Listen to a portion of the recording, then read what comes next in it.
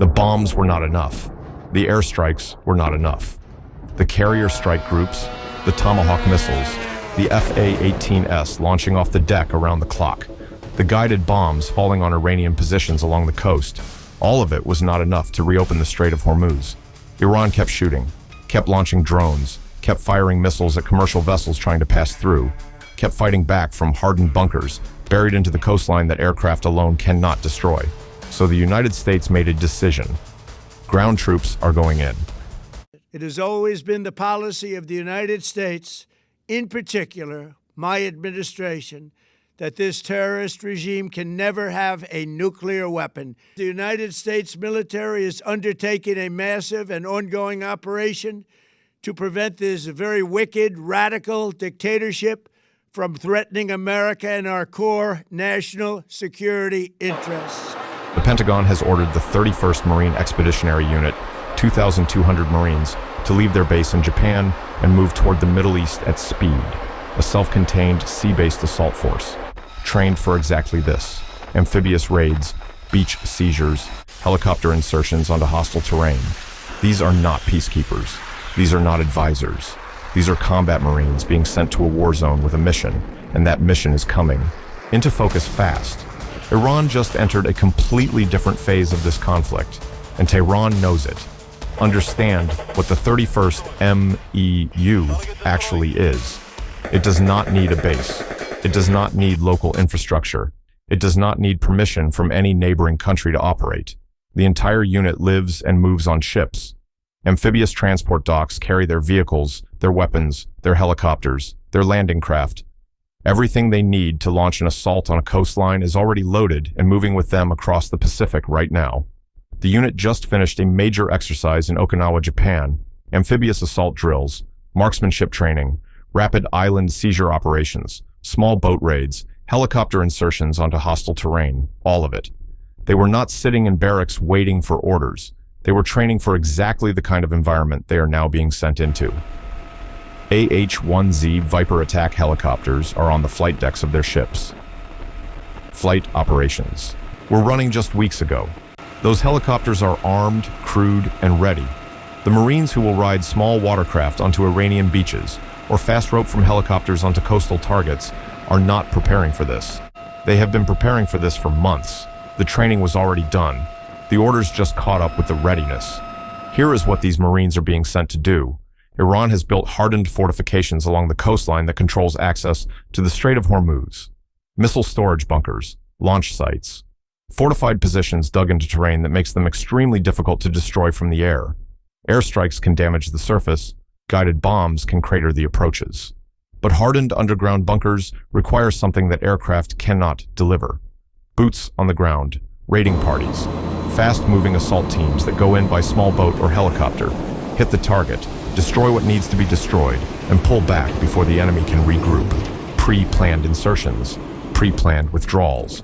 Get in, eliminate the capability, get out. That is what a Marine Expeditionary Unit is built to do. Not hold territory, not occupy. Raid, destroy, extract. The objective, according to military analysts, is clear. Clear out the Iranian shore positions, destroy the missile bunkers and launch infrastructure that aircraft cannot reach, then use air power to prevent Iranian forces from returning to those areas once they have been cleared. You remove the capability from the ground, then you use the sky to make sure it does not come back. President Trump described exactly this on Monday. He said the United States is pounding the left side of the coast. The situation with Iran is moving along very rapidly. It's doing very well. Our military is unsurpassed. There's never been anything like it. Nobody's ever seen anything like it. And we're doing what has to be done. Should have been done during a 47-year period. Could have been done by a lot of different people. They chose not to do it. But they really are a nation of terror and hate. And they're paying a big price right now. Pounding it hard, his words. The airstrikes have already been hitting those positions for days. The Marines are the next step in that sequence. The bombs soften the target. The Marines go in and finish what the bombs started. The 31st MEU is sailing from the Pacific. It will take up to 2 weeks, possibly reaching position by the end of March before the unit is fully in place. 2 weeks. That is the window Iran has before American boots are potentially hitting its coastline. In that 2 weeks, the air campaign does not pause. The carrier strike groups already in the region are continuing operations around the clock. Fighters keep launching. Ordnance crews below deck keep pulling weapons from the magazine compartments, loading carts, sending everything up through the elevators to the flight deck. The hangar crews move and transfer. The flight deck crews mount and arm. The cycle does not stop. Every target that can be hit from the air is being hit from the air right now before the Marines arrive to set conditions for what comes next.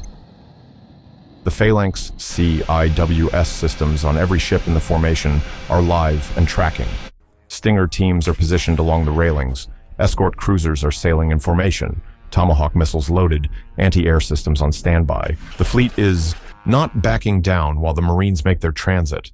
The fleet is pressing harder, because the window before a ground component arrives is exactly when an adversary might try to land a decisive blow.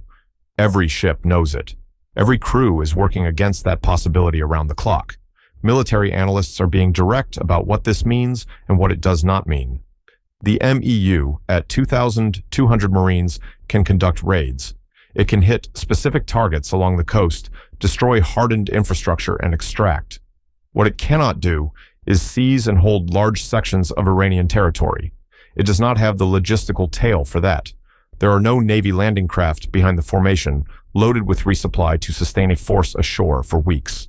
This is not an invasion. This is not an occupation. This is a targeted ground component designed to destroy specific capabilities that air power alone cannot eliminate. If the mission grows beyond raids, the force grows with it. That would require Army units. Larger formations, a completely different logistical structure, that decision has not been announced. But the deployment of the MEU is the first step on that escalation ladder, and every expert watching this conflict understands that. Retired Marine Colonel Steve Ganyard put it plainly. Normally, in an amphibious assault, he said, you have all sorts of Navy landing craft behind you to sustain the force ashore. There is none of that here, none of that logistical tail that would allow them to remain ashore for extended operations. This is a raiding force. That is how it is structured. That is how it will be used. But raiding forces destroy things, and what they are being sent to destroy are the exact capabilities that have kept the Strait of Hormuz closed. There is another dimension to this that goes beyond the strait itself. The 31st MEU is the primary ground combat and amphibious element in the Pacific. It is the force that would respond to a crisis with China or North Korea. The unit that conducts rapid island seizure exercises, because that is what a Pacific conflict with China would require.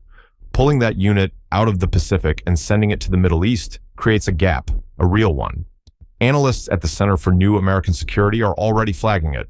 One ground combat and amphibious capability gap in the region. The Pentagon is aware.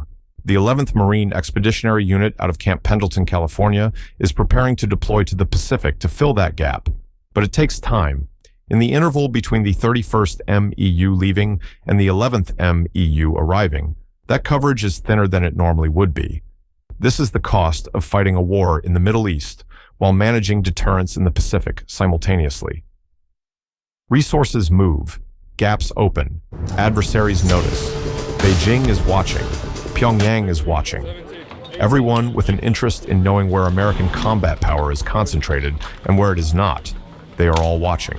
A Quinnipiac poll, released earlier this month, showed 74% of registered voters opposed sending U.S. ground troops into Iran. 20% supported it. That number matters politically. It matters in terms of domestic pressure on the administration. It matters in terms of how long this kind of operation can be sustained without a shift in public opinion forcing a change in strategy. Trump was asked directly about Iran's warning that American boots on the ground would become another Vietnam. He said he was not afraid. He said he was not afraid of anything. That answer was not an accident. That answer was a message to Tehran, to allies, to the 74% of voters watching from home. The United States is not backing down. The Marines are moving. The airstrikes are continuing. The fleet is in position. The targets are identified. Iran built its coastal defenses to keep the Strait of Hormuz closed. They built bunkers into the shoreline. They buried missile launchers. They fortified the terrain. They believed those positions could survive American air power. 2,200 Marines are about to test that assumption from the ground up. The strait will open. The only question left is how much of Iran's coastline gets redesigned in the process.